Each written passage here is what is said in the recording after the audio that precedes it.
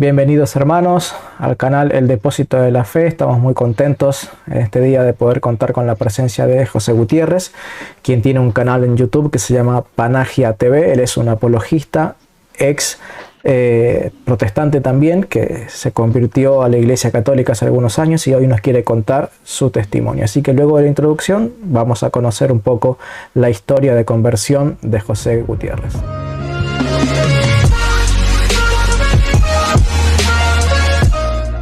Aquí estamos con nuestro hermano José Gutiérrez. Bienvenido, José, al canal. ¿Cómo estás? Gracias, Leonardo. Muy contento y muy feliz por tu invitación a tu canal. De verdad que es un placer estar aquí contigo. Bueno, yo estoy muy contento de tenerlo aquí a José. José me ha ayudado mucho. Cuando yo comencé mis primeros pasos en el catolicismo, no me acuerdo cómo fue, pero él me agregó un grupo de WhatsApp que está lleno de hermanos católicos que debatíamos ahí sobre temas de apologética, y realmente me ayudó mucho a conseguir recursos para estudiar. Así que muy agradecido, y una de las formas de agradecerle es poniendo a disposición de todos su testimonio para que otros también conozcan lo que él hace. Les invito a que puedan acercarse y visitar el canal de él y ver el contenido que hace, que realmente es bastante bueno. Muy bien, José, contanos un poquitito cómo fue que, si eras bautizado, si no eras bautizado, cómo fue que llegaste a estar o a entrar en las asambleas pentecostales en las cuales estuviste algún tiempo. Pues bien, yo era un católico como cualquier católico, ¿verdad? De hoy en día, despreocupado por las cosas de Dios. Yo fui bautizado en la iglesia. Yo soy de España, de Málaga. Fui bautizado en la iglesia San José Obrero, en Málaga. Y de ahí, pues, lo siguiente fue hacer la comunión, que la hice con 8 años. Y mi vida de formación católica, pues, llegó hasta ahí, hasta los 8 años, ¿verdad? Luego, una vida alejada de Dios, no porque hiciera cosas malas, ¿verdad?, sino por la indiferencia, ¿verdad?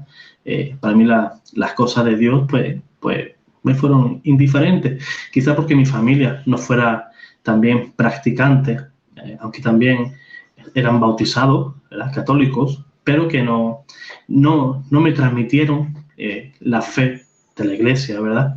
Recordemos que es una obligación de los padres en el bautismo, porque prometemos delante del sacerdote y prometemos delante de la presencia de Dios que vamos a transmitir la fe católica a nuestros hijos. Quizás mis padres por desconocimiento o quizás por omisión, ¿verdad?, pues no supieron transmitirme la fe. Siempre no se puede dar lo que no se tiene, ¿verdad? Si ellos no tenían fe, si ellos no conocían su fe, es bastante complicado que me la transmitieran a mí. Claro. José, no lo tenía en el guión, pero creo que has tocado un buen punto, y ya que ha sido tu experiencia, porque en mi caso también fueron católicos, pero no eran practicantes. Entonces no puedo decir que intentaron transmitirme la fe y lo hicieron mal o a medias o a desgano. No lo hicieron directamente, pero tu caso tal vez representa el caso de muchos que estén escuchándonos en el video. ¿Y qué podrías decirle que representó para vos una mala catequización de parte de tus padres, y en qué pensás que fallaron, y qué crees que tendría que hacer un padre o una madre para que como mínimo puedas decir estas personas están realmente transmitiéndole la fe a sus hijos? Bueno, primeramente, un padre que quiera transmitir la fe, pues tiene que vivirla. Para vivirla hay que conocerla.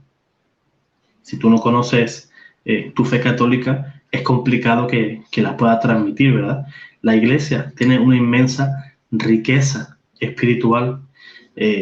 Como decía Chesterton, ¿verdad?, ni aunque viviera 20 vidas podría comprender todos los misterios de la fe católica. Por eso, si yo vivo 50, 60, 70 años, sería incapaz de comprender todos esos misterios, ¿verdad?, que encierra la fe católica, y me moriré sin haberlos comprendido todo, ¿verdad?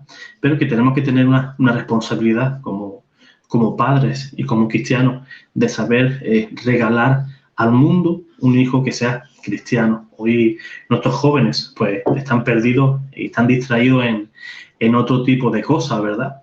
Dios es un Dios de por si acaso, ¿verdad? Solo nos acordamos de Dios cuando se nos enferma alguien, cuando perdemos el trabajo, ¿verdad? Tenemos, como decía yo a mucha gente, ¿verdad? Que tenemos un Dios que parece que es un bombero, ¿verdad? Y solamente cuando queremos que nos apague el fuego de cualquier problema, pues es cuando lo llamamos, ¿verdad?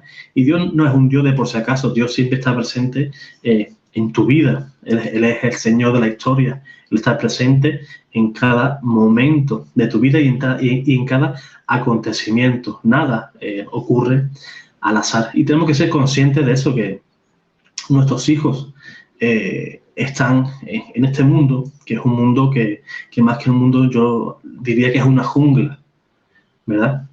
Tenemos que ser como palomas, ¿verdad? Tenemos que ser cándidos o quizás pacientes como una paloma, pero también tenemos que tener ese punto de astucia para que el mundo, ¿verdad?, no nos embelece con sus deleites ni nos perdamos en esas cosas, porque la cosa que nos espera más allá, pues lo merece. Los bienes pasajeros nunca van a superar esos bienes eternos, ¿verdad?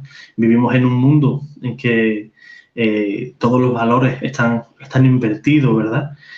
Nuestros hijos van a una escuela,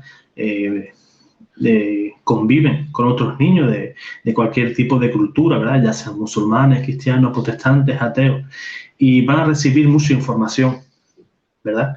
Y ellos van a querer saber si lo que los demás les transmiten es cierto, no es cierto. Quizás quieran practicar o comprobar cosas que el mundo les ofrece, pero tienen que saber que la verdadera felicidad está en Cristo Jesús.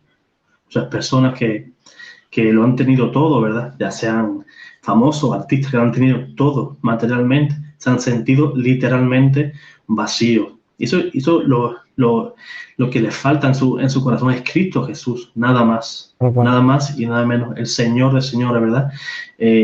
Jesús no es una idea, ¿verdad?, abstracta, ¿verdad? Muchas personas creen que el tema de la iglesia son para 4 viejitas, ¿verdad?, que están ahí rezando el rosario ahí como loros, y eso no va conmigo.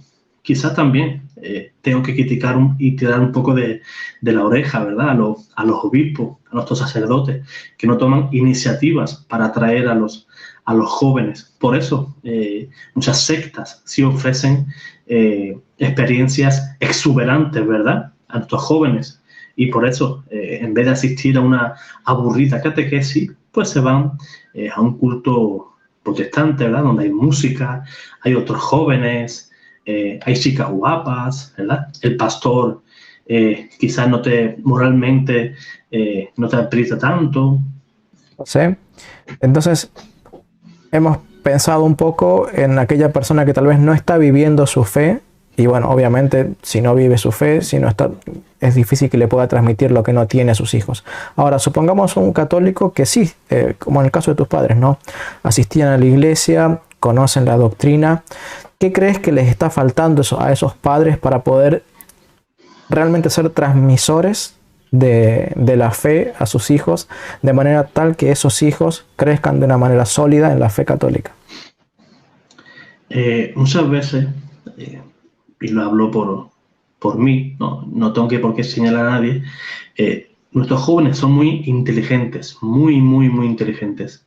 Ellos se fijan en cada gesto que tú haces, en cada palabra que tú dices. Tú no puedes, por ejemplo, ir conduciendo el coche, se te cruza otro coche o un carro, como decís por allí, y, por ejemplo, empezar a insultar. Y luego, en tu casa, tratando de catequizar a tu hijo, le intentas inculcar que debe amar a tu enemigo, ¿verdad?, amar a tu prójimo, ¿verdad? Ellos quieren ver testimonio, ¿verdad? Como decía San Francisco de Asís, prediquen el Evangelio. A veces usen las palabras, ¿verdad? San Francisco nos enseñaba que para transmitir nuestra fe, primero tiene que ser por nuestro testimonio, cristianos de Biblia, que se sepan la Biblia versículo por versículo. Eso lo hay a montones, pero personas que vivan el Evangelio como deben de vivirse, yo creo que lo viven, como decimos por aquí, cuatro gatos. Muy poquitas personas viven el Evangelio tal y como lo quiere nuestro Señor. Ok, José, me hiciste acordar, decías, nuestros hijos son muy inteligentes y se dan cuenta de todas las cosas. Mi hija tiene 4 años, ya va casi para los 5. El otro día estaba viendo ella una película acerca de Jesús, un dibujito animado, y cuando lo estaban golpeando a Jesús ahí en el Sanedrín, cuando los sacerdotes y los soldados judíos lo estaban golpeando, ella me preguntó, ¿y por qué no se enojó Jesús? Y me dejó helado. Nunca me imaginé que ella se pudiera dar cuenta de que la actitud de Jesús era tan radicalmente diferente de lo que ella a lo mejor ve en otros dibujitos. ¿Y por qué no se enoja? Le están pegando, pero no se enoja. Y realmente es así como decís, 4 años y ya se fija en esa clase de cosas. José, vos en el momento en que te interrumpí hace un rato, vos nos estabas contando de que, bueno, no recibiste una buena instrucción en tu niñez y después te fuiste al mundo, digamos, o te fuiste atrapado directamente por los pentecostales. ¿Cómo fue? ¿Tuviste un tiempo ahí en donde estabas sin Dios, sin ninguna forma de religión, o directamente de los católicos te fuiste a los pentecostales? No, yo era un católico sin formación, ¿verdad?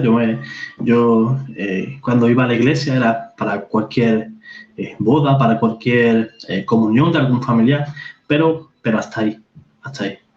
Yo viví hasta los cerca de 30 años alejado de cualquier práctica religiosa.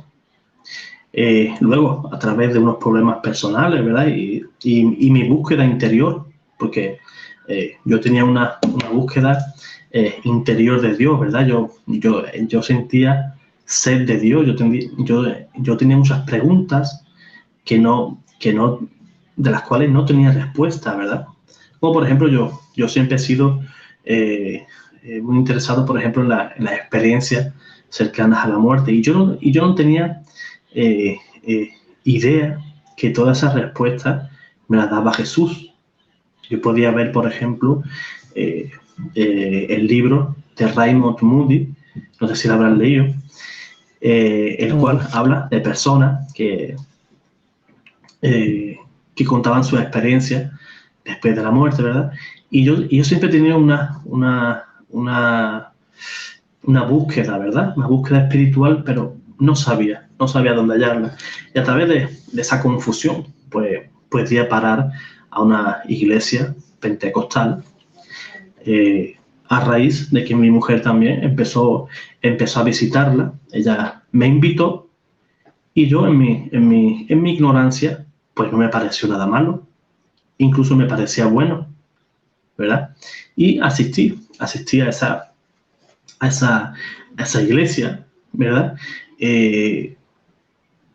Mi primera impresión cuando yo llegué a esa iglesia fue el tipo de culto, ¿verdad? Yo no era un católico practicante, pero yo sí sabía lo que se realizaba en misa, ¿verdad? Todo era silencio, ¿verdad? Había una liturgia, ¿verdad? Había un sacerdote, había un orden. Pero cuando yo me inicié en esta iglesia, pues aquello me desconcertó. Primeramente, por su falta de sacralidad. Yo entré, aquello era una nave industrial, ¿verdad? Una nave como la que se puede tener cualquier empresa de construcción o de cualquier cosa. Y me llamó y me impactó primeramente eso, ¿verdad? La falta de sacralidad. No veía imágenes, ninguna. El silencio brillaba por su ausencia. Toda la música, mucha gente bailando, había gente que saltaba, luego había momentitos en los cuales las personas daban gracias a Dios, luego llegaba el turno de la palabra, ¿verdad? En el cual el pastor o la pastora se explayaba, ¿verdad? Nuestras homilías en la Iglesia Católica duran apenas 10 minutos a lo sumo. y allí el pastor pues podía estar tranquilamente 2 horas, 2 horas y media, leyendo versículos bíblicos sin conexión ninguna para tratar, ¿verdad?, de dar un mensaje. Un mensaje que con el tiempo me di cuenta que era un mensaje carente, ¿verdad?, del propósito con el cual vino Jesús. El mensaje de Cristo principalmente es la buena nueva, el evangelio, ¿verdad?, el reino de los cielos. Y allí simplemente en esta secta pues te daban un sermoncito de superación personal, ¿verdad? Que sí, que tienes que ser bueno, porque Jesús hizo esto, tenemos que imitarlo.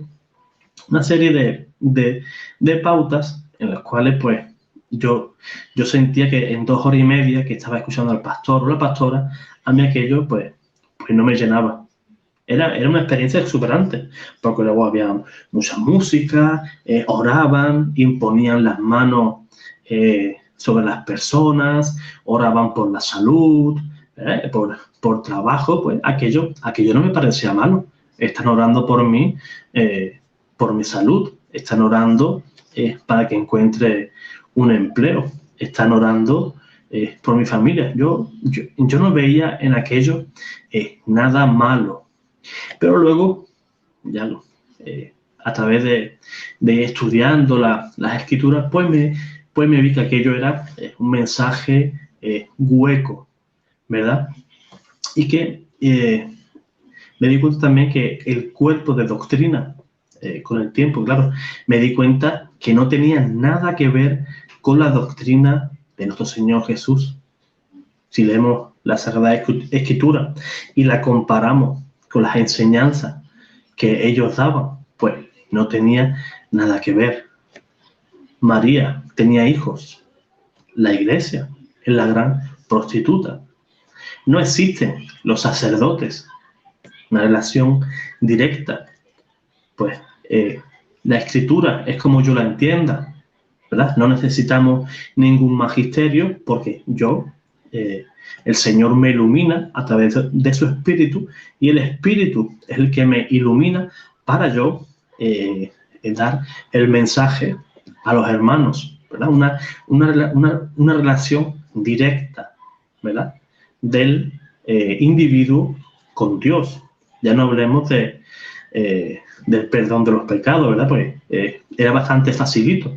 Yo hoy podría pecar y me encierro en mi dormitorio, le pido perdón a Dios y listo, ya fui perdonado. Mañana puedo volver a repetir el mismo pecado. No había ni propósito de enmienda, nada por el estilo.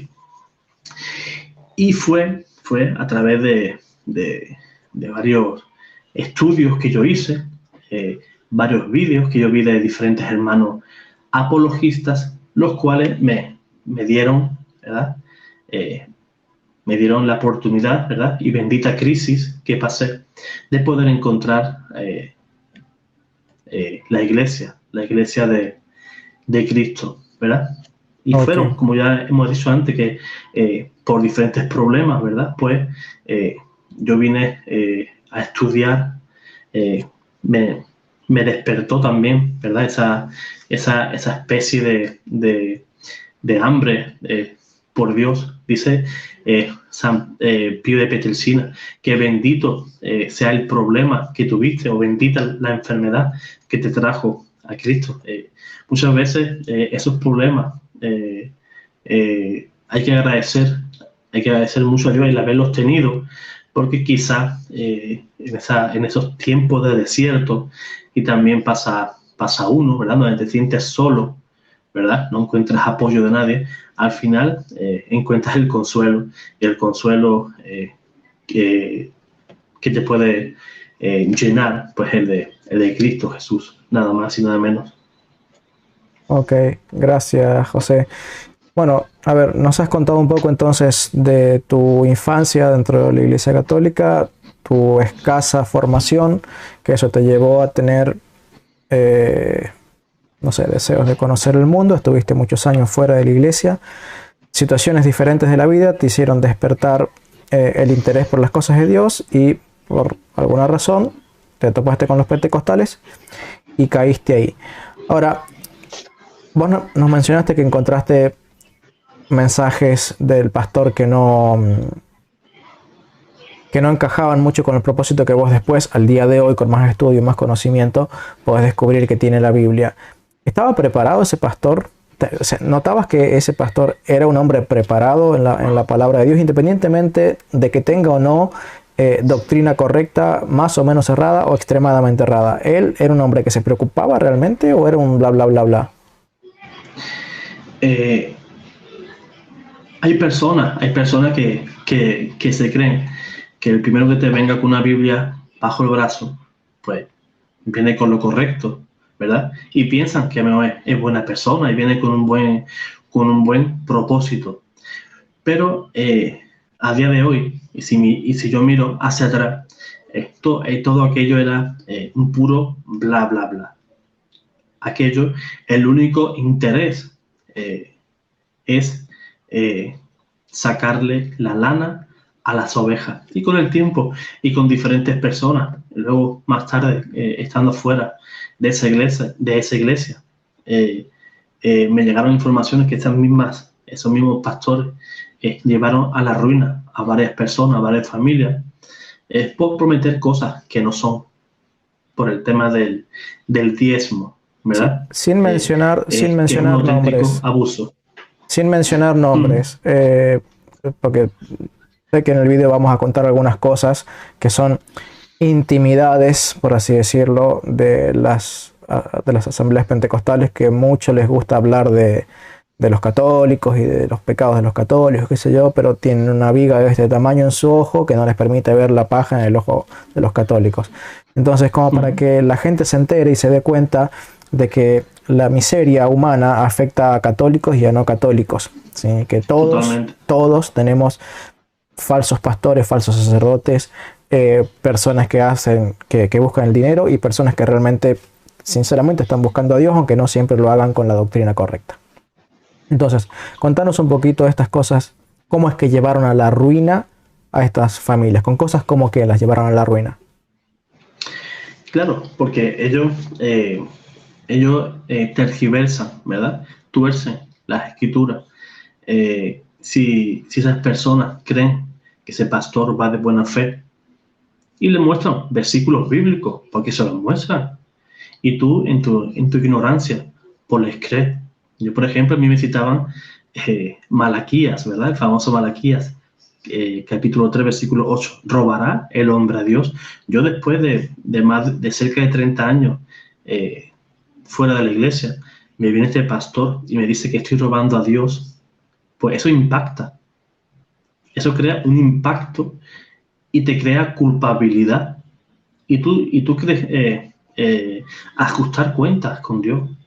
Y ellos te dicen que para ajustar esas cuentas, pues tienes que dar tu 10% de tu salario. Ese salario que a ti te cuesta tanto sacar con el sudor de tu frente. Y estas personas lo quieren sacar engañando a incautos. Esas personas que sinceramente tienen verdadera hambre de Dios, a veces son engañados por estas personas que son lobos vestidos de ovejas y les sacan la lana. Así literal. Porque yo creo que las cosas de Dios no podemos andar por las ramas. No podemos andar por las ramas. Hay pastores, no digo que no, que son muy honestos, tratan de vivir su fe y ayudan. Y eso está perfectamente. Pero que tú ayudes o sea bueno, no te hace tener la verdad. Como decía el padre de Jorge Loring, ¿verdad? Y tú puedes ser muy bueno, tú puedes tener mucha labia, tú puedes ayudar mucho a la gente, pero tu doctrina y tu iglesia no viene de Cristo. Eso no hay que mezclarlo nunca. Pero a estas personas sí se les veía el plumero, porque se les veía que iban por el dinero. Es más, este matrimonio vivía de la iglesia. Sus hijos, cada uno de sus hijos, tienen una iglesia.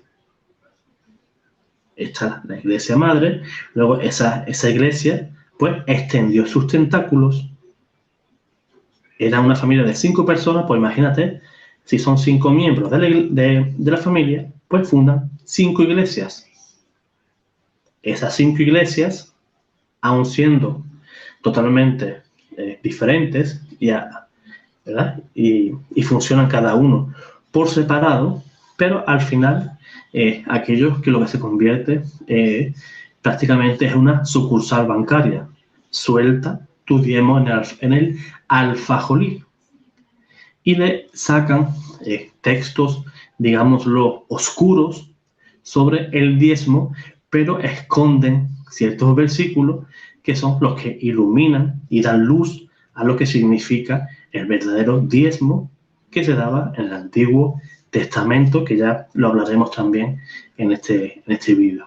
Sí, quiero contarle a los que nos están escuchando que hemos acordado con José que él haga un mini estudio sobre el tema del diezmo, basándonos un poco en lo que dice la Biblia, lo que dicen los padres de la iglesia y cómo es que a veces se puede usar la palabra diezmo, pero en contextos completamente diferentes, en donde en uno es el amor a Dios y otro es la codicia del pastor que solamente quiere llenarse los bolsillos. Una cosita que mencionaba José, que yo te había comentado que te iba a preguntar, vos mencionabas que esta congregación de este pastor se dividió en no sé si 4 más y quedaron 5 en total, o eran 5 más la original. Quedó la original, la de los hijos del pastor y la pastora, más la iglesia del cuñado de ese pastor que estaba casado con su hermana. Ok. O sea, entonces eran 6. 5. ¿O 5? Claro. 5 en total. 6. Ok, bueno. 6. 6. Esas otras 5 nuevas congregaciones, ¿le daban a su vez el diezmo a la congregación madre, por así decirlo, donde salieron todos? Antes de que se dispersaran tanto, el problema que se dispersaran era porque eran, como se suele decir, demasiados monos para un solo árbol, ¿verdad? Hay cada cual, según su codicia, ¿verdad? Que es idolatría, dice la Escritura que la codicia es idolatría y la envidia es idolatría, ¿verdad? Tuvieron una reunión por el tema del diezmo. No llegaron a una buena conclusión, no salieron todos contentos y eso derivó a que esa iglesia se fragmentara. Ok. Y entonces, estas 5 iglesias que surgieron, ¿fueron 5 denominaciones diferentes, cada uno por su cuenta, o eran 5 que estaban unidas entre ellas y separadas de la madre? Independientes. Todas. Son totalmente independientes. Son familia, pero hasta ahí. Te decía esto porque vos lo sabes mejor que yo también. Hay muchas congregaciones pentecostales. Esto se da mayormente entre los pentecostales. Entre los bautistas se da en mucha menor medida. De que forman una estructura piramidal, que no es que esté mal la estructura piramidal, porque digamos nosotros tenemos una cabeza y hay toda una jerarquía, digamos, en la Iglesia Católica. Pero ellos que primero agarran y se niegan a reconocer que es necesario tener una cabeza, ellos mismos se organizan piramidalmente. No solamente con una jerarquía eclesial, ¿sí? Aunque lo quieran disimular y después quieran criticar a la Iglesia Católica, tienen una jerarquía eclesial, muchos pentecostales, no todos, pero sí muchos, sino que además económicamente forman una jerarquía. ¿Sí? ¿Por qué? Porque tienen una congregación fundada por un pastor, esa congregación se hace grande, hay muchos monos parados en la misma rama y tienen que dividirse. Entonces ese pastor consagra 4, 5, 6, 7, 8 pastores nuevos que van y fundan nuevas congregaciones con el aval económico de la congregación madre. Entonces tienen recursos cuasi ilimitados, por así decirlo, para hacer actividades, campañas, recursos, alquiler, todo, para que muy rápido puedan levantar a una nueva congregación. Pero ¿qué pasa? No solamente que las ovejas que se congregan ahí deben pagarle el diezmo al pastor. Esa congregación debe ofrecer el 10% de todo lo que recibe en concepto de ofrendas a la congregación madre, y eso por cada una de las congregaciones hijas. Entonces tiene 7, 8 congregaciones que le dan cada uno su diezmo a la congregación madre. Pero después, ¿qué pasa? Como hay recursos ilimitados para todos, crece la congregación madre, el pastor de la iglesia ya dejó de andar en bicicleta, se compró un auto 4x4, pero todavía andan en moto los pastores de las congregaciones de abajo. ¿Qué es lo que pasa? Con los años crecen, dejan de andar en moto los pastores y andan en una 4x4, y eso le da para comprarse una casa de 4 pisos al pastor de la iglesia de arriba, porque ya fundaron un segundo nivel de congregaciones que les dan el 10% a las del primer nivel y estas a la iglesia original. Y así van multiplicándose en una jerarquía económica en donde cada iglesia debe darle el diezmo a la de arriba. Y el diezmo incluye a todo lo que te den de diezmo de las hijas. O sea, si las del segundo nivel le daban el diezmo a las que estaban en el primer nivel, las del primer nivel no solamente deben dar el diezmo de lo que recojan entre ellas, sino el diezmo de lo que recibieron de las de abajo también. Entonces se forma esa misma estructura piramidal que es muy conocida y que es hasta ilegal en las empresas, porque deja a las de abajo, después a las estructuras de más abajo, siempre perdiendo todo. O sea, no vamos a entrar en eso, pero se conocen estas empresas que te contratan de vos ganas un porcentaje en función de cuántos nuevos incorpores a la estructura piramidal. Entonces, esa estructura, ¿sí?, está pensada y diseñada para que finalmente el pastor que está arriba termine comprándose jets privados, unos yates muy grandes, se sienta en sillones de oro, y yo he visto videos de personas sentarse en sillones de oro, ¿sí? Pero ojo, no es un sillón que sea común a todos los pastores porque haya una sucesión, porque es el sillón de la iglesia de Cristo, sino que es un sillón del pastor, es posesión del pastor, no posesión de la congregación, ¿sí? Son bienes personales de él, ¿sí?, que se los compra con su dinero, y si alguien le dice, pastor, vos sos un hereje, ese pastor agarra y se lleva todo y no queda en el edificio nada. Entonces es una diferencia enorme porque buscan el enriquecimiento propio. ¿Vos has visto algo de eso entre los pentecostales? Yo en la iglesia madre, por así decirlo, yo llegué prácticamente en el momento de la separación. Yo llegué y en las pocas semanas se dividió, y yo fui a parar un pastor que allí daba también prédicas. Pues ese pastor tiene más, por así decirlo, le caía mejor a las personas, era más simpático, era más... llegaba más a la gente. Ese mismo pastor nos arrastró con casi toda la congregación. Tenía más carisma, ¿verdad?, por así decirlo. Y ese mismo pastor nos arrastró a la siguiente iglesia, en el cual yo viví el nacimiento de esa iglesia. Incluso hicimos una votación para darle nombre a esa iglesia. No recuerdo ahora mismo exactamente el nombre que me surgió a mí. Lo pusimos en una especie de papeleta, ¿verdad? Yo puse mi nombre, lo metieron en una bolsita, y fue así al azar, ¿verdad?, cómo se le dio nombre a esa nueva iglesia, ¿verdad? Pero yo estuve en el ocaso, ¿verdad?, de esa iglesia, que luego surgió, pero tuvo que buscar nuevos miembros, ¿verdad? Otra feligresía, pero me consta que creció rápidamente. Pero vos percibiste que ellos hicieran esta estructura piramidal en esa congregación, sí, ¿o lo viste en sí, otras? No, sí, porque esta misma, digámoslo así, la iglesia madre tenía diferentes delegaciones. Allá en Argentina tenía, no sé si era en Mendoza, si no estoy equivocado, y también en Inglaterra. Por eso, es cierto, tenía esa especie de pirámide, ¿verdad?, jerárquica, la cual las diferentes iglesias más pequeñitas, ¿verdad?, a la iglesia nodriza, por así decirlo, le tenían que pagar, ¿verdad?, una parte, ¿verdad?, de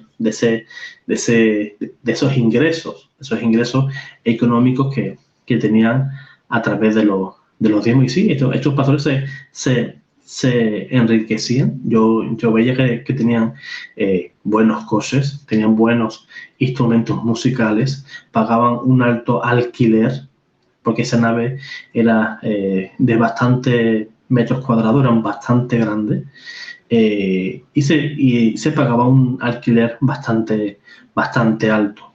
No era un simple garaje pequeñito, que más adelante sí lo llegué a ver, garajes, los cuales olían en gasolina y en neumático, pero que esa iglesia sí era una iglesia grande y movía grandes cantidades de dinero. Pasando un poco a lo teológico, José, hablando de esta estructura piramidal, ¿no? ¿Quién permitía o no permitía que surgiera un pastor nuevo? ¿Y qué nivel de permisos se necesitaban para que surgiera otra nueva congregación? O sea, ¿había permisos o cualquiera abría cualquier congregación? Ahí mayormente el pastor, ¿verdad? El pastor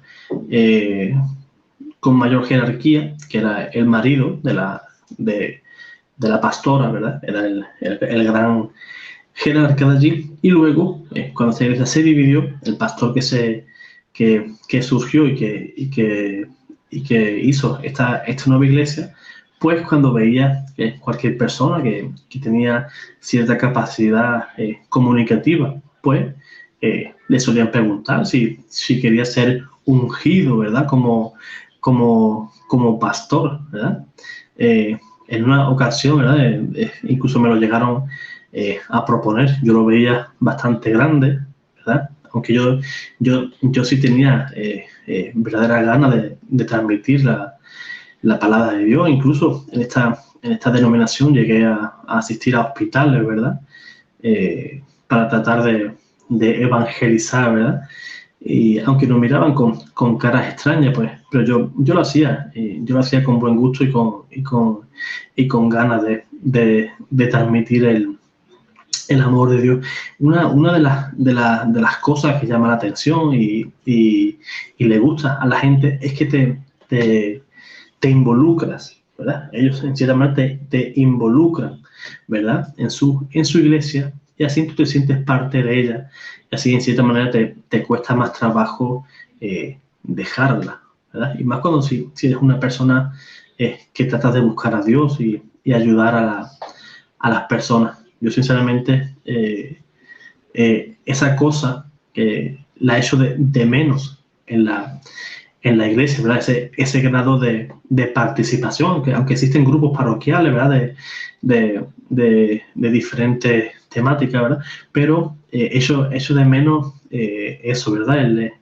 El estar más a pie de calle, claro. Vamos a misa, nos da la bendición final y para la casa, ¿verdad? Y que sea una homilía cortita, que tengo prisa, que me está esperando la feligresía de la otra iglesia, que tengo que ir también a dar misa, y hacemos todo deprisa y corriendo. Ok. Entrando un poquitito en este tema de los diezmos ya desde el punto de vista teológico. Le habíamos dicho que teníamos un estudio preparado. ¿Qué podrías decirnos acerca de la enseñanza de la iglesia? Porque ya entendemos que para los pentecostales, y en esto hay diversidad de pentecostales, están los que te piden el diezmo estrictamente, pero que queda a tu conciencia, están los que te dicen, bueno, es una ofrenda, da más o menos aproximadamente el 10%, y están los que te piden hasta el recibo de sueldo, ¿sí? Y para comprobar que, y hasta, bueno, nada, y tiene que ser conforme al neto y no al bruto. O sea, perdón, al bruto y no al neto, es decir, no me vengas a descontar a mí tus impuestos porque es un problema tuyo, el tema de los impuestos. Entonces, eso es lo que muchos de ellos piensan. No podemos meter a todos los gatos en la misma bolsa, pero muchos de lo que ellos piensan es, bueno, el diezmo es obligatorio. Ahora, ¿qué podríamos decirles para aquellas personas que tal vez nos están escuchando y no conocen o que tal vez están mirando de reojo tal vez las congregaciones y no saben que las congregaciones pentecostales, ¿no? Y estas ovejas que están acá dentro de la Iglesia Católica mirando de reojo con ganas de irse a unos pentecostales, no saben que los pentecostales los miran como una gallina llena de plumas a las cuales hay que desplumarla, ¿sí? Económicamente hablando. Entonces, ¿qué podrías decirnos del significado de la palabra diezmo en la Biblia, en la Iglesia a lo largo de los siglos, y tal vez aportar algunas refutaciones a algunas acusaciones típicas en contra de la Iglesia Católica? En primer lugar, hay que diferenciar claramente lo que es el diezmo que pide las iglesias protestantes y el diezmo que pide la Iglesia Católica. Lo protestante es una imposición y llegan a manipular la Escritura para tratar también de manipular al individuo. Te crean una culpabilidad, en cierta manera, y te hace ser, digámoslo así, deudor de Dios. Ellos suelen usar ¿cómo se llamaba? No recuerdo ahora, lo hemos dicho antes. Malaquías, perdón. Ellos suelen citar a Malaquías, capítulo 3, versículo 8, en el cual dice, ¿robará el hombre a Dios?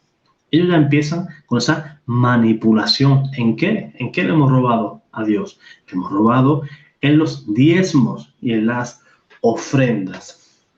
Pero, en primer lugar, tenemos que entender qué es el diezmo bíblico, porque el pastor es muy bíblico. Él dice basarse en la Escritura, ¿verdad?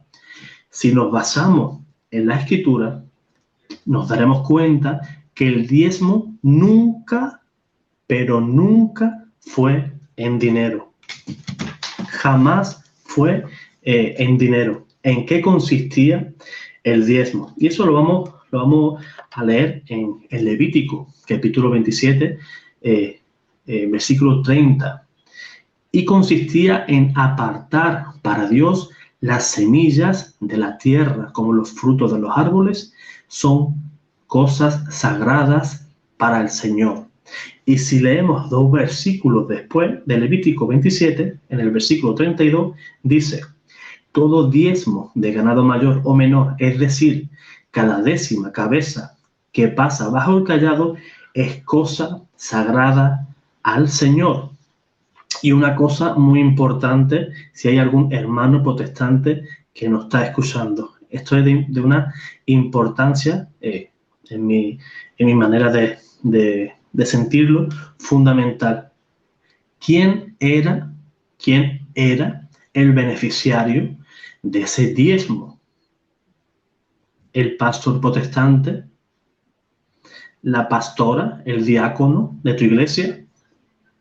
La Biblia es muy clara. Dice en Números, capítulo 18, versículo 21, dice, a los hijos de Leví les doy en herencia todos los diezmos de Israel a cambio de su servicio que prestan en la tienda del encuentro. Los hijos de Leví, los sacerdotes levitas, recordemos que no tenían heredad, ¿verdad? Y el Señor les daba en heredad todos los frutos, ya sea de semillas, tierras, de frutos de árboles y ganado, y se lo daban para el sustento de esos sacerdotes levitas. Y tú, hermano protestante, si me estás viendo, pregúntale a tu pastor si pertenece a esa tribu de Leví, si un sacerdote levita, a ver lo que te dice. Sin duda se quedará callado. ¿Dónde se almacenaba ese diezmo? ¿Verdad? Recordemos que no es dinero. Si estás dando dinero, te están robando. No eres tú que robas a Dios, sino es el pastor que te roba a ti y de una manera descarada. Dice en Nehemías, capítulo 13, versículo 12, dice, y todo Judá trajo a los almacenes, o al alfajolí, como a ellos les gustan llamar, el diezmo del trigo, del vino y del aceite. ¿Verdad que no dicen, les trajo el dinero, la bolsa de dólares, la bolsa de euros, y se lo dio al pastor? Ahí no dice eso. Consistía en alimentos y se entregaba al almacén del templo. Y dice en Deuteronomio, capítulo 14, versículo 28. Los hermanos, por favor, si quieren, apunten, anoten estos versículos. Y fíjense, dice en Deuteronomio 14, 28, y cada 3 años apartarás todos los diezmos de tus cosechas de ese año y los depositarás a tus puertas.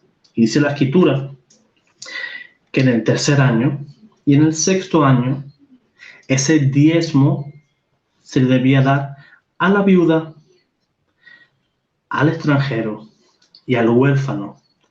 En otras palabras, a los últimos de nuestra sociedad. Yo he llegado a vivir en primera persona. He llegado a acompañar al pastor a dar bocadillos a personas indigentes. Y ese pastor mirar con desprecio a esas personas. Y eso no se hace. Dice el Señor que esas personas, cada cosa que damos, ¿verdad?, a esas personas, a los últimos de la sociedad, es como si se lo diéramos a Él. Señor, Señor, ¿cuándo te vimos con hambre? ¿Cuándo te vimos con frío? Todo lo que hagáis a estos, a mí me lo hacéis. Los últimos son los favoritos del Señor. Esos que desprecian estos pastores. Perdónenme si soy así de duro o contundente. Fíjense, vamos a leer San Mateo 23, 23 y vamos a hacer una comparación. Estas palabras perfectamente se las podría decir el Señor a cualquier pastor protestante. Dice San Mateo 23, 23. Ay de vosotros, escribas y fariseos, hipócritas, que pagáis el diezmo de la menta, del aneto, del comino, y descuidáis lo más importante de la ley, la justicia, la misericordia y la fe. Esto es lo que había que practicar sin descuidar aquello. Los fariseos se dedicaban, ¿verdad?, a tratar de llevar la ley hasta las últimas consecuencias, ¿verdad? Daban el diezmo hasta de lo más insignificante, ¿verdad?, de un comino, de una hoja de menta, y descuidaban a los últimos de la sociedad de aquel tiempo. Y además podemos caer en un pecado de omisión, en el sentido cual, si yo cobro mi nómina, ¿verdad?, yo cobro mi sueldo este mes, todos sabemos que las circunstancias que estamos, pues nos tenemos que apretar el cinturón, ¿verdad? Vivimos tiempos difíciles. Y tienes que darle tu 10% al pastor, ¿verdad? Tú ya vives ajustado, ¿verdad? Tienes un sueldo ajustado, apenas te da para vivir, pero tú le das tu parte al pastor, pero mañana tu hijo necesita unos zapatos, necesita un libro de texto para el colegio, y tú no lo tienes.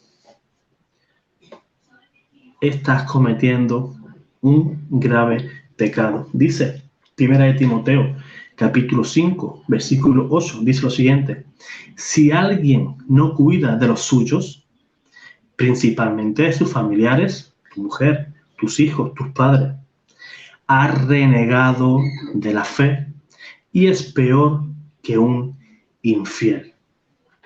Sí, es muy importante esto que decís, José, ¿no? Porque vos fíjate que en la doctrina evangélica, en el solo por fe, vos podés creer y asentir con una fe intelectual, pero este tema de renegar de la fe para muchos bautistas y pentecostales también solamente tiene que ver con cuando vos apostatás por adorar al César como un Dios.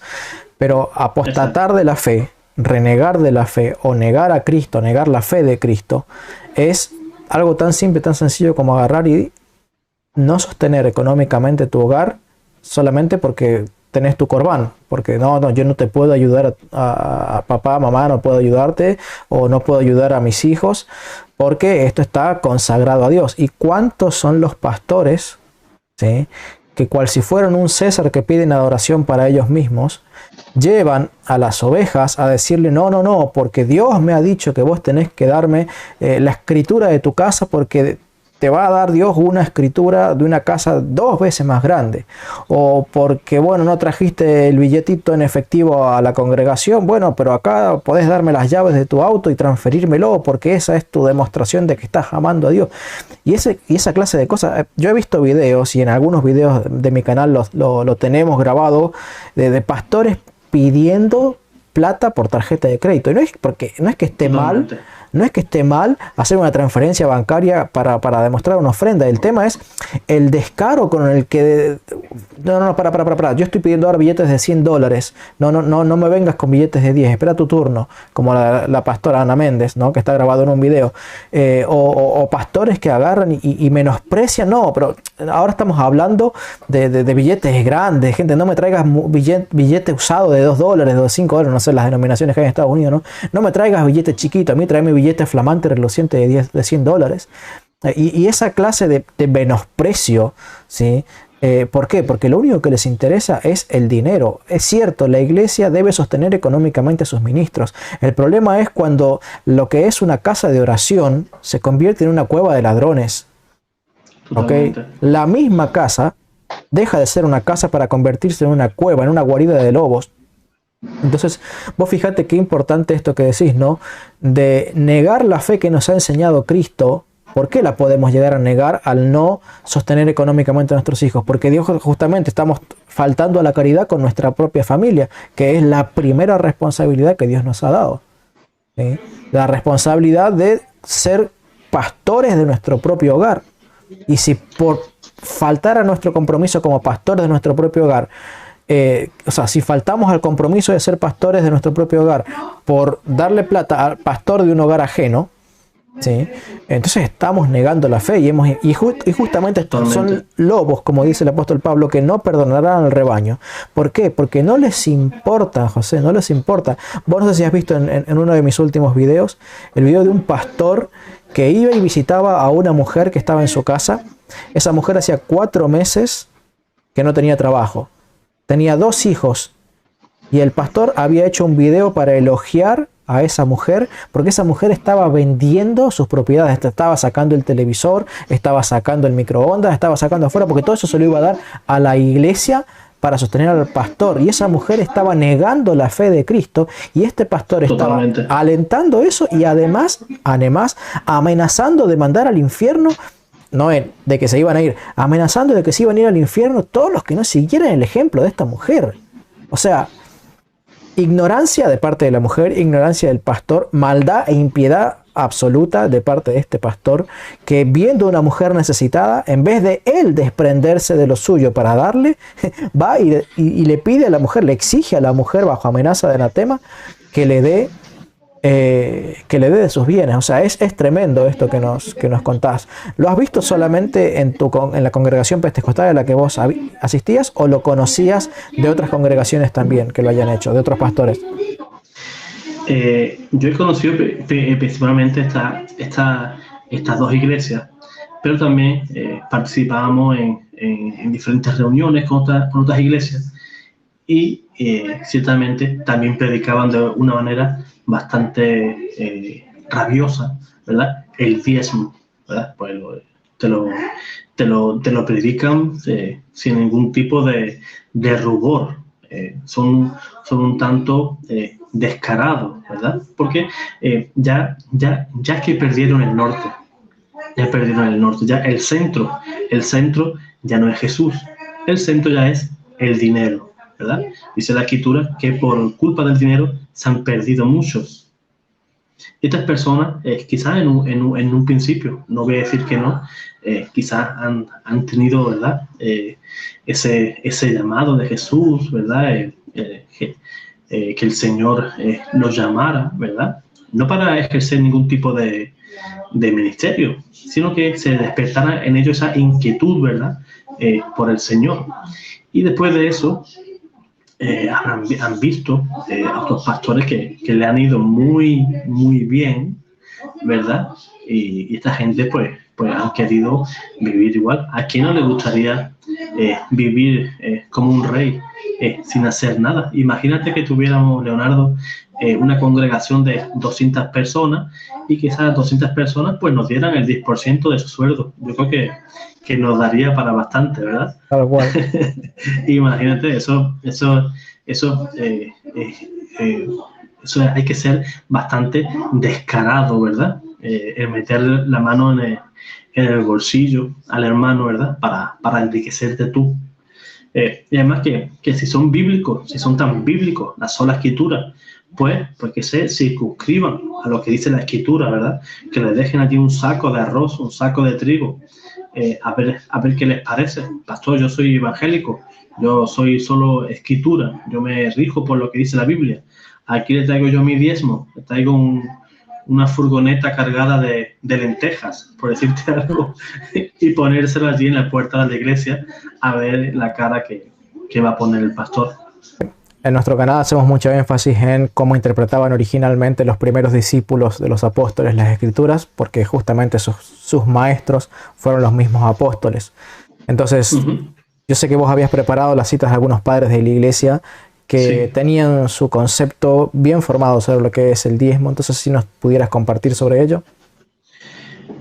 Sí, tenemos que recordar que durante los primeros 3 siglos de la iglesia no pidió ningún diezmo, y te voy a leer algunos padres, ¿verdad? Que hablaban más, ¿verdad? De lo que es una ayuda, ¿verdad? A lo que es la iglesia. Te voy a dar algunos pasajes, por ejemplo, San Justino Mártir, que vivió en el siglo II, y dice lo siguiente: los que son acaudalados ayudan a todos los menesterosos, los pudientes y todos los que quieran dar ofrendas, cada uno según les parezca, ¿verdad? Esto nos recuerda al pasaje de 1 de Corintios, capítulo 16, ¿verdad? En el cual decía San Pablo que demos ofrenda, ¿verdad? Que apartemos según lo que hayamos prosperado, ¿verdad? Ninguno va a dar lo que no tenga, sino lo que hayamos prosperado. Si somos un operario y tenemos un sueldito más bajito, pues lo que el corazón disponga. Que mañana somos jefe de sección, nos han subido el sueldo, pues lógicamente pues podemos ayudar un poquito más, pero siempre según lo que te parezca, no es ninguna imposición. Y eso lo enseña la iglesia desde siempre, desde siempre. San Ireneo de Lyon, que vivió también principios del siglo II, decía lo siguiente: los primeros tenían dedicados a lo sagrado solamente la 10ª parte de sus bienes. Habla de los judíos. Mientras que los que recibieron la libertad, o sea, nosotros, los cristianos, destinan todos sus bienes para uso del Señor, como aquella viuda pobre que echó su sustento en la sala del tesoro de Dios. Eso lo escribió en su tratado contra las herejías. Tertuliano, también allá por el año 160, dijo lo siguiente: aunque tenemos una especie de caja, sus ingresos no provienen de cuotas fijas, como si con ello se pusiera un precio a la religión, sino que cada uno, si quiere o si puede, aporta una pequeña cantidad el día señalado de cada mes o cuando quiere.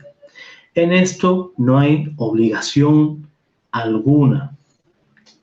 Qué curioso, perdón, José. Me llama la atención esa cita, no la recordaba, pero los evangélicos que tanto critican a la Iglesia Católica de que vende los sacramentos son gratuitos. Los sacramentos es un error de algún sacerdote que lo pudiera hacer. Si no, yo no te bautizo si no me pagas tanto, o no te confieso si no me pagas tanto. En la Iglesia Católica es así. Me llamó la atención, ¿no? Cuando, claro, el pueblo de Israel tenía por obligación el 10% y el resto era para gasto de yo. O sea, acá ya no somos dueños de nosotros mismos, ni de nuestro tiempo, ni de nuestros ingresos, según lo que nos acabas de leer en la cita de Tertuliano, sino que todo lo que tenemos es del Señor y uno lo administra dando una porción a uno, una porción a otro, para el beneficio de la casa. A veces no siempre es posible dar dinero, pero lo que se puede dar es tiempo. ¿Sí? Exacto. Hay personas que a lo mejor podrían llegar a donar con mucha facilidad $500, ¿sí? Pero donan tanto tiempo a la obra que representa mucho más que $500 en relación a lo que gana esa persona al mes. Entonces, todo lo que nosotros somos es del Señor y nosotros simplemente somos administradores, y en función de nuestras necesidades y de la generosidad que queremos expresar para con el Señor, somos dadores dadivosos de lo que ya hemos recibido de la mano del Señor. Y eso es un poquito lo que están planteando estos padres de la iglesia, ¿no es cierto? No sé si tenés alguna otra cita. Sí, hay alguno más, pero primeramente aclarar a los hermanos, ¿verdad? Que el diezmo que se daba en el Antiguo Testamento era una imposición, ¿verdad? Era un precepto de la ley. En el Nuevo Testamento ya vivimos por la gracia, ¿verdad? Estamos bajo la gracia. O sea, lo que tú des lo vas a dar por amor, por caridad. Y de caridad, la Iglesia Católica es la campeona. No hay ninguna iglesia, no hay ninguna institución en el mundo que ayude y aporte más que la Iglesia Católica. Por mucho que digan algunos que vendan los cuadros del Vaticano, que tienen mucha riqueza, que si tal, que si para allá, que si para... son cuentos chinos. La Iglesia es la mayor, digámoslo así, ONG que puede existir en el mundo. Todos los hospitales, ¿verdad? Que sostiene, orfanatos. Es que no hay parangón. En caridad, en ayuda al prójimo, a la iglesia, no le gana nadie. José, y sigamos, sí. José, pero para ilustrar un poquitito más esto que vos decís, ¿no? Los hermanos, es cierto, los hermanos separados insultan, critican de que la riqueza del Vaticano. Ahora, si supieran que lo que la iglesia tiene de oro en la copa o en el cáliz con el que celebra la misa, que solo son en ciertas capillas, no capillas, sino en ciertas iglesias muy específicas del mundo, que puede ser que haya cierta cantidad de oro en el Vaticano. Ahora, eso es una proporción pero tan minúscula en comparación de lo que la iglesia da en caridad, que es pero absolutamente indigno de ser siquiera mencionado las riquezas del Vaticano. ¿Sí? Porque mientras que es como comparar, mira, decir que Bill Gates, una vez escuché una comparación, ¿no? Nosotros nos agachamos para buscar una moneda de $1 que nos encontramos en el piso, ¿sí? No sé si la moneda es de $1, ¿no? Pero suponete que hubiera una moneda de $1. Entonces, nosotros no nos agacharíamos por una moneda de 10 centavos, pero sí nos agacharíamos por una moneda de $1 o una moneda de $2. Bueno, la riqueza de Bill Gates es tan grande que él solo se agacharía para agarrar un fajo de $50,000 a $100,000. Fuera de eso, es para él como una moneda de 10 centavos. Ahora, la cantidad de dinero que la Iglesia Católica da en concepto de obras misioneras, llevar el Evangelio a las zonas remotas, porque no tiene 2 o 3 o 4 misioneros, tiene miles de misioneros. La cantidad de orfanatos, casas de atención gratuitas, hogares para mayores, para ancianos, para discapacitados, inversión en culturización, es decir, en enseñar a leer, a escribir. O sea, la cantidad del abanico de horas de caridad que tiene la iglesia es absolutamente impresionante. Y lo que tiene la iglesia en oro, por así decirlo, allí en el Vaticano, que es lo que se ve en las cámaras y lo que tanto critican, es una proporción tan ínfima, tan ínfima, que uno dice, la iglesia da la absoluta mayoría de lo que recibe de los fieles en obras de caridad a los demás, mientras que entre los hermanos separados es absolutamente al revés. absolutamente al revés. Se gastan la plata en un equipo de sonido brutal, en el avión privado del pastor, en algunos casos avión privado de los diáconos, un edificio que es más grande que un estadio de fútbol, ¿sí? Y de esas las mega iglesias, ¿no? Y ni te cuento después de la cantidad de plata que invierten en cosas para ellos, ¿no? Inversiones aquí, inversiones allá. Entonces, la proporción de generosidad o egoísmo que hay entre la Iglesia Católica y en los hermanos separados es absolutamente abismal. Es como la diferencia entre el cielo y el infierno. Por eso, con ningún derecho se puede acusar a la Iglesia de ser egoísta, de que si tuvieran que dar el oro que tienen en el Vaticano, solucionarían el problema de pobreza del mundo. Pero es mentira, porque la Iglesia da la mayor parte de lo que recibe en obras de caridad. No sé si tenés algo más para añadir o seguir con lo de los padres, José. A colación de lo que has dicho, que dicen que el Vaticano es rico. El Vaticano lleva varios años en números rojos. Eso para todas aquellas personas que les gustan los números. El Vaticano lleva años en números rojos y endeudándose cada año más. Así que no sé de dónde sacan todos esos millones, ¿verdad? Que dicen que acabarían con la pobreza del mundo. Pero bueno, ya esas cosas se las dejamos a otro. Pues quería darte también, darte lectura de la Didascalía Apostolorum del siglo III, ¿verdad? Es un libro que tenía la creencia de que había sido escrito en el Concilio de Jerusalén, fíjense, por los apóstoles. Se cree que es eso, ¿verdad? Y dice lo siguiente, dice: aparten ofrendas, diezmos y primicias a Cristo, el verdadero sumo sacerdote, y a sus ministros, diezmos de salvación para él. Hoy las abluciones son ofrecidas mediante los obispos al Señor, porque ellos son sus sumos sacerdotes, porque los sacerdotes y levitas ahora son los ancianos o presbíteros, diáconos y también los huérfanos y viudas. Aquí, si le damos veracidad a este documento, los apóstoles habían traspasado, digamos, ese derecho, ¿verdad?, que tenía en el Antiguo Testamento el sacerdote levita, y lo traspasaría a lo que son los sacerdotes del Nuevo Testamento, o sea, el sacerdocio católico que hoy conocemos, ¿verdad? Porque el sacerdote, por muchos que muchos digan, viven con un sueldo que está por debajo del sueldo mínimo interprofesional. Muchos se creen que ser sacerdote hoy en día, pues, sea un chollo. El único chollo que sí puede ser es porque quizá no se casen. Pero fuera de eso, los sacerdotes prácticamente viven de su trabajo. Muchas personas, cuando, como bien has dicho, ¿verdad?, cuando van a recibir un sacramento, ¿verdad?, y se le pide cualquier estipendio, ¿verdad?, cualquier donación voluntaria.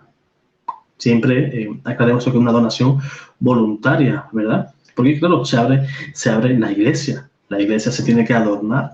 Hay una iluminación, hay un gasto eléctrico, ¿verdad?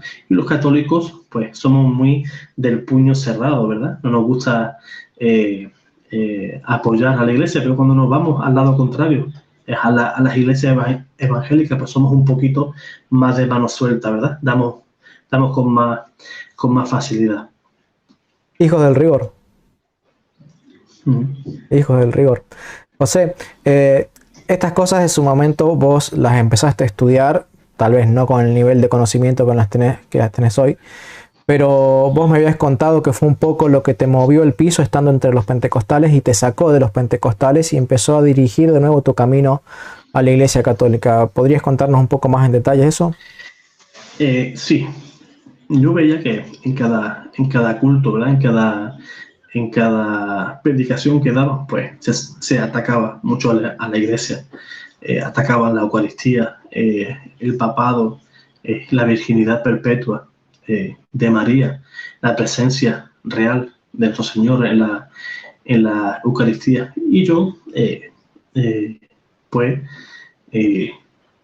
yo quería saber si lo que me estaban contando era cierto o no era cierto, si la Iglesia Católica era tan mentirosa como ellos decían o ellos eran los que me mentían.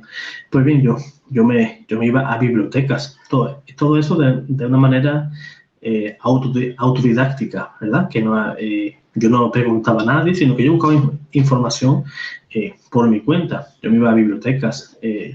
Llegaron a mis manos también vídeos de nuestro hermano Fran Morera, Fernando Casanova, y cuando Fran Morera pues explicaba, por ejemplo, las cartas de San Ignacio, San Ireneo, San Justino, y yo me daba cuenta que esa doctrina es la misma doctrina que enseñaba la Iglesia hoy, 21 siglos después.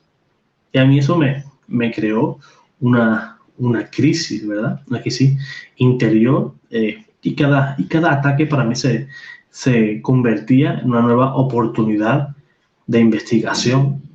Y todo hermano que tenga dudas, ya sea protestante, que tenga dudas sobre si está en el sitio correcto, que tenga cuidado porque engancha, porque vas tirando del hilo y vas descubriendo cosas, ¿verdad? Te vas dando cuenta del significado de la Eucaristía que tenía en los primeros siglos. Esos primeros cristianos creían de manera literal que Cristo estaba presente en la Sagrada Eucaristía y no dudaban incluso en dar su vida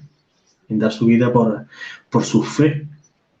Cosas que hoy no nos atrevemos de dar $1 en misa, pero ellos daban la vida, y eran conscientes de ello y daban la vida por Cristo y no lo dudaban. También el tema de la confesión, ¿verdad? Yo veía que todas las iglesias eran contrarias. Todas estaban de acuerdo en una cosa, como ya hemos hablado del diezmo, ¿verdad? Pero es que todas también atacaban a la iglesia. Pero yo también he descubierto que desde el siglo I la iglesia siempre ha sido perseguida. Siempre. No ha habido periodo en estos 2000 años que la iglesia no haya sido perseguida. En los primeros siglos, el Imperio Romano, ¿verdad? Si seguimos avanzando durante los siglos, hemos podido ver cómo el comunismo, el nazismo, el ateísmo, ahora en nuestros días, la ideología de género, todos atacan, los protestantes atacan a la iglesia. Parece que, ¿verdad? Y la iglesia, nunca jamás he escuchado a un sacerdote, al papa, de salir a quejarse. Déjennos en paz porque ya está bien, tanta calumnia, difamación. Eso me recuerda a lo que te dijo a ti tu niña, ¿verdad? Papá, yo veo cómo pegan al Señor en la película y el Señor, ¿por qué no se da la vuelta y le dices algo? La iglesia, que es el cuerpo sufriente de Cristo, actúa de la misma manera, aún siendo golpeada con nuestros pecados, por los mismos católicos, por nuestros propios pecados, seguimos golpeando, ya no el cuerpo físico de Cristo, sino el cuerpo místico de Cristo, que es la iglesia, y seguimos golpeándolo. Y Cristo sigue sangrando, se sigue doliendo por nuestros pecados, ¿verdad? Y la iglesia es fiel a su fundador, a nuestro Señor Jesús. Es un paralelo bastante doloroso, pero al mismo tiempo bonito, ¿verdad? Nunca escucharás a un sacerdote o al Papa salir en televisión y pidiendo que por favor que paren ya los medios de difamarnos, que por favor protestantes dejen de salir en las redes sociales ya, que tanta mentira, tanta leyenda negra, ya estamos un poquito cansados. No, la iglesia sigue caminando por estos 2000 años, y si el Señor tarda otros 2000 años más, pues la iglesia seguirá callada con su misión, que es predicar el Evangelio y predicar a nuestro Señor Jesús. Nunca mirará atrás, ni nunca mirará a aquel que le ha golpeado, y en todo caso siempre pondrá la otra mejilla. Y finalmente, Finalmente, José, ¿cómo fue entonces que llegaste a la conclusión de que debías hacerte católico? Porque nos contabas que, está bien, José Plasencia, Fernando Casanova te ayudaron a entender un poco que los primeros cristianos enseñaban la doctrina católica. ¿Cómo fue entonces? Está bien, ahora me doy cuenta de que la Iglesia Católica tiene la verdad. ¿Cómo fue esa transición para abandonar a los pentecostales y entrar a la comunión de vuelta con el Señor? Bueno, fue una experiencia traumática. A mí me trajo problemas en casa, el dar este paso. Pero yo, honestamente, yo estaba en la responsabilidad de darlo, ¿verdad? A mí se me dio muy duro, muy duro. Incluso muchos hermanos llegaban a decir que mi alma no era un alma que estuviera destinada al cielo, ¿verdad? Es que es duro el dejar una iglesia protestante. Incluso el mismo pastor me dijo que yo era un anatema por dejar la iglesia. Pero yo confío y confiaba en el Señor, que si el Señor ha puesto en mi corazón eso, pues el llamarme a su iglesia, pues tengo que seguir, aunque me golpeen, aunque me sigan difamando, seguir caminando, ¿verdad? Porque aunque muchos digan que el Espíritu de Dios, el Espíritu Santo es el que saca a las personas de la iglesia, no es así, no es así. El Espíritu Santo te llama a la unidad de la iglesia. No saca a nadie. El que saca gente de la iglesia es otro espíritu, no es el Espíritu Santo de Dios. Eso que nos quede bastante claro. José, muchos hermanos separados, cuando ven algún video de un testimonio, puede llegar a ocurrir incluso cuando subamos este video al canal, ha ocurrido con los testimonios de otras personas que han dado su testimonio en mi canal, siempre dicen, oh, ahora este se salió de las iglesias de Cristo y ahora se va a las borracheras, se va al libertinaje, se va... ¿Vos crees? Dos preguntas. ¿Vos crees que ser católico, pero católico de verdad, ¿no es cierto? ¿Crees que ser católico de verdad es más fácil o más difícil que ser evangélico? Primera pregunta. Segunda, ¿vos crees que el problema es que vos no estabas viviendo la doctrina católica antes de conocer a los pentecostales?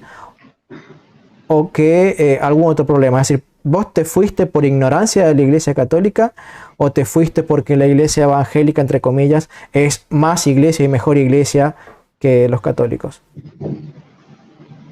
Bien, es mucho más difícil ser católico que ser evangélico.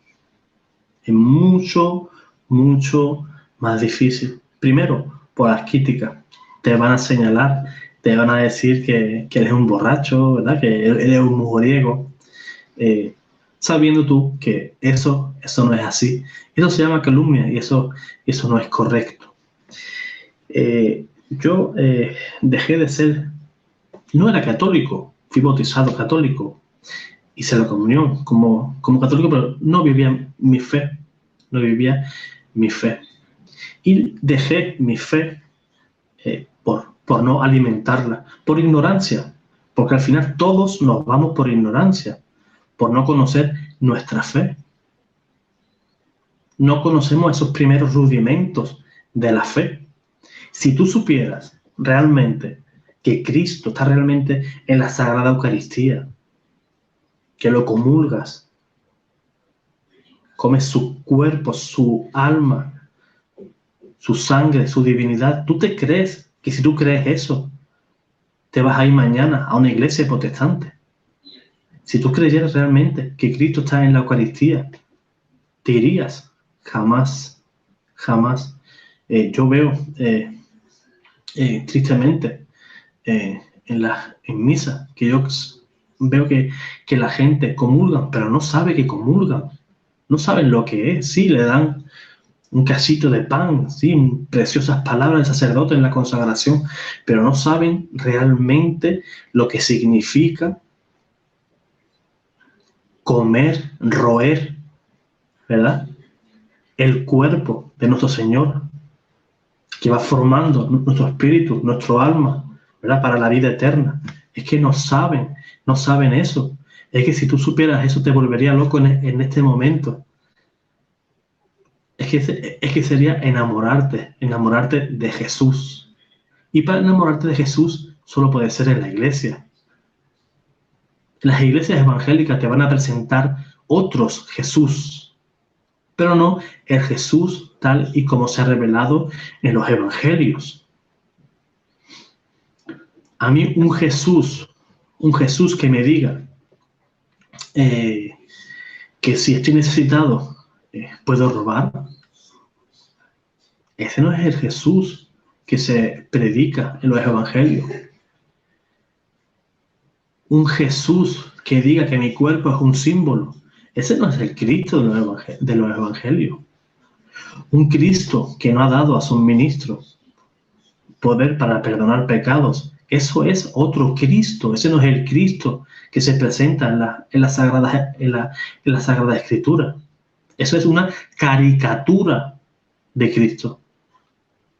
Pero no es el Cristo que se ha revelado y que ha dejado una iglesia, y esa iglesia en Pentecostés empezó a ser una iglesia en salida, una iglesia evangelizadora que salió con la fuerza del Espíritu Santo y que hoy en nuestros días necesita ser de nuevo revitalizada.